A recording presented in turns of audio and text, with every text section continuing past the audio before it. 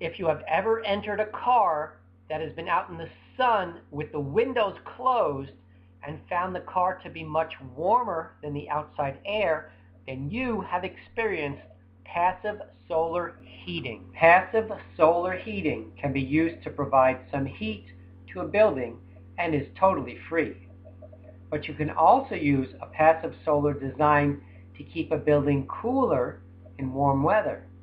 Let's take a look at a super simple passive solar design that both heats the building in cool sunny weather and keeps excess heat out in hot sunny weather.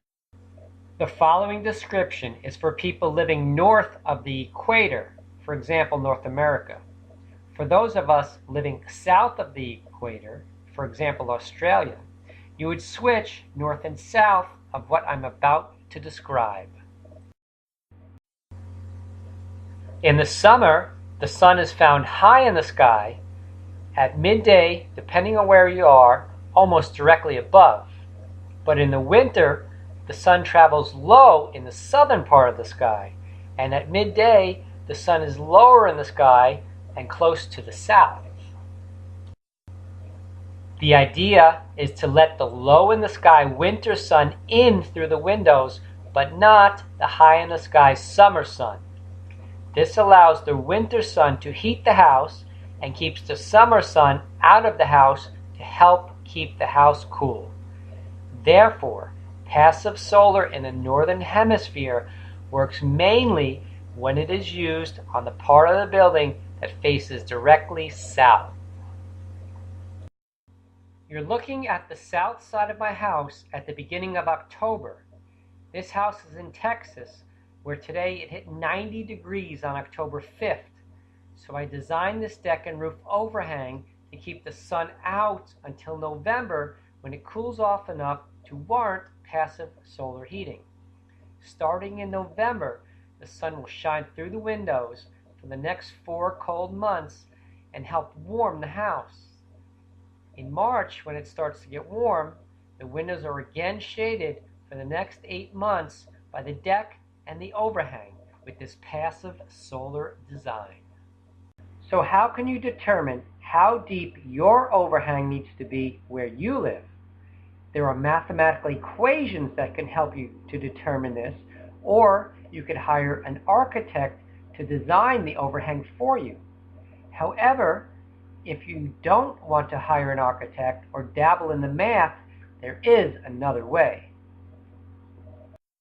I'll explain it to you right now. During the summer, you can design a passive solar overhang for an existing building by climbing a ladder on the south side of your building at midday and holding out a plank perpendicular to the building at the height that the overhang will be.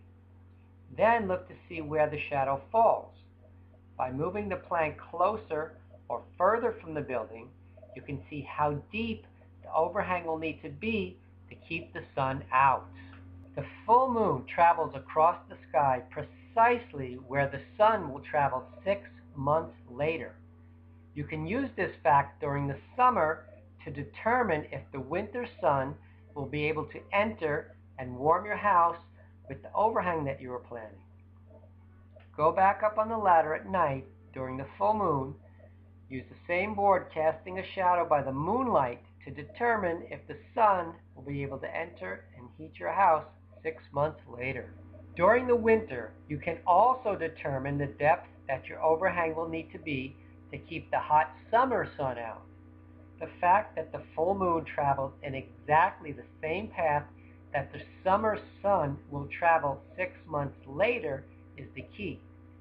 During the night, when the full moon is in the southern sky, get up on a ladder and hold out a plank perpendicular to the building at the height that the overhang will be. Now look to see where the moon shadow falls. By moving the plank closer or further from the building, you can see how deep the overhang will need to be to keep the summer sun out 6 months later. Here is a plan for the west side of a house. Planting a tree that loses its leaves in winter, known as a deciduous tree, on the west side of a house will shade the windows from the hot late afternoon summer sun. But in the winter, the tree loses its leaves and allows the western sun to enter through the windows.